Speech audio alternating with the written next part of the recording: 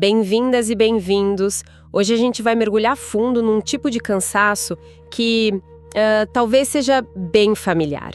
A exaustão de viver como se a paz interior fosse um produto, sabe? Algo que a gente precisa comprar. É aquela sensação de estar sempre negociando, sempre tentando provar nosso valor para merecer um pouco de descanso. E para guiar nossa conversa, a gente tem uma fonte principal, um texto de sabedoria que nos apresenta Jesus num cenário de muita calma, lá no Vale das Olivas.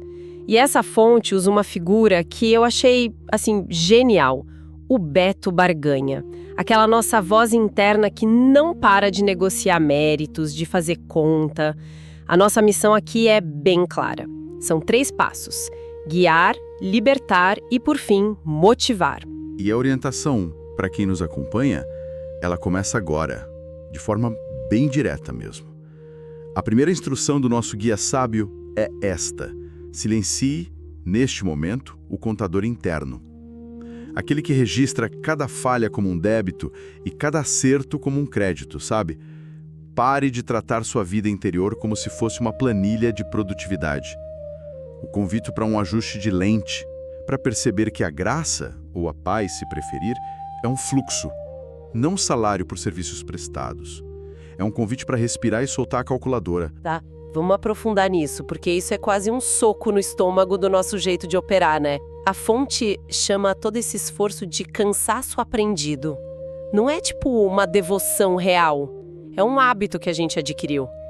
E tem uma frase que me pegou muito, diz que todo esse controle que a gente tenta ter sobre o sagrado ou sobre a nossa própria paz, na verdade, é o medo profundo de não ser o bastante se as mãos estiverem vazias. Uau! É o pavor de se apresentar sem uma lista de conquistas, sem um recibo de méritos para mostrar. Exato. E o fascinante é entender a raiz dessa exaustão. A fonte de sabedoria diz que, ao tentar pagar pela paz, a gente diminui essa paz. A gente transforma ela numa mercadoria do ego. E de repente algo que deveria ser gratuito vira um item de luxo que só se consegue com esforço. Isso coloca a gente numa esteira de desempenho que nunca desliga. O ponto central ali é uma inversão radical de valores. O que importa não é o mérito que se acumulou, mas a simples presença. E uma presença que é bem-vinda, ainda que fraturada. Não é sobre ser perfeito. É sobre simplesmente estar ali. E por que é tão difícil aceitar algo de graça? A gente tem essa teimosia, né? Sim, e é aí que a psicologia ajuda a explicar. Existe uma coisa chamada viés de esforço. A gente está programado para valorizar mais aquilo que nos dá trabalho. É um atalho mental. Tipo, se eu sofri para conseguir, então deve ser valioso. Se veio fácil, a gente desconfia.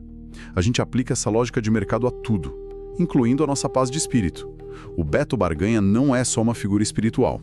Ele é um gerente na nossa mente, e ele insiste que tudo precisa ter um preço para ter valor. E essa lógica, claro, leva ao esgotamento. Certo. O diagnóstico tá claro, a gente vive numa cultura de performance, nossa psicologia reforça isso, entendemos a doença. Mas, e a cura? Como a gente começa a se libertar desse ciclo na prática? Porque falar em aceitar a graça é bonito, mas no meio de uma crise de ansiedade, parece uma ideia tão distante. Perfeito. E é aqui que a orientação se torna uma ferramenta concreta, um ato. A sabedoria da fonte não fica só na teoria. Ela propõe que a libertação começa com um ato consciente de rendição. E não é uma rendição passiva, de desistência, sabe? É uma rendição ativa. Uma decisão de soltar as rédeas que a gente aperta com tanta força. E como seria esse ato de rendição na prática? A fonte oferece um exercício bem específico, quase uma prescrição. A orientação ativa para as próximas horas é esta. Ao se deitar hoje à noite, escolha uma única preocupação. Uma só. Aquela que você tem tentado resolver pela força do braço, que tem tirado o sono. Visualize esse problema, sinta o peso dele. E então, em voz baixa ou só em pensamento, diga: isso não pertence mais à minha gerência. Entregue o controle. Imagine que você está colocando essa preocupação nas mãos de algo maior, entregando ao silêncio do Vale das Oliveiras, que a fonte descreve. Nossa, é como se demitir do cargo de gerente geral do universo, né? Exatamente. O propósito desse exercício é nos fazer sentir, no corpo e na mente, o que a fonte diz em seguida. O verdadeiro descanso começa no momento exato em que você admite que não está no comando da própria salvação. É um ato de humildade radical que, paradoxalmente, é o que nos dá força. Ele abre um espaço, o espaço que estava sendo ocupado pela preocupação e pelo esforço. E é nesse espaço vazio que a paz pode finalmente entrar. Mas aí vem a minha dúvida, a dúvida da pessoa cética. Eu faço isso hoje, entrego a preocupação. É lindo. Mas amanhã de manhã, quando o despertador tocar, os e-mails começarem a chegar, a minha mente, o meu Beto Barganha, não vai lá e pega o problema de volta para a gerência dele? Como fazer essa entrega durar? Essa pergunta é fundamental, porque ela nos leva do ato de libertar para o processo de motivar uma mudança que dura. E a resposta da fonte é: sim, a mente vai tentar pegar de volta. Com certeza, a obsessão pelo controle é um vício. O texto é muito realista sobre isso. Ele não promete uma cura instantânea, ele chama esse processo de reconstrução. É como fisioterapia. A prática da entrega, feita de novo e de novo, dia após dia, vai fortalecendo nossa capacidade de confiar. Cada vez que a gente percebe que pegou o problema de volta, a gente simplesmente entrega de novo. Sem culpa, sem drama. Então a recaída não é um fracasso, é parte do treinamento. Exatamente isso. A fonte usa uma metáfora que transforma tudo para descrever essa mudança de identidade. O processo é sobre aprender a ser filho em vez de funcionário do reino. Nossa, que diferença. Pensa bem, um funcionário trabalha por um salário, vive com base em desempenho, tem metas, ele teme a demissão, a identidade dele está sempre em jogo. Um filho, por outro lado, simplesmente pertence. A identidade é um dado, não algo a ser conquistado. Ele não precisa pagar pelo seu lugar à mesa. Essa mudança de funcionário para filho é mudar de um mindset de performance para um de pertencimento, mas isso parece uma tarefa gigantesca. Mudar a forma como a gente se vê de um jeito tão fundamental. Para quem passou 30, 40 anos operando no modo funcionário, por onde se começa essa reconstrução? Começa-se exatamente pelo pequeno exercício de entrega noturna. Começa-se por normalizar as dificuldades. A fonte é incrivelmente compassiva sobre isso. Ela diz que nossas recaídas na obsessão pelo controle são só reflexos de uma mente que esqueceu como é ser cuidada sem exigências.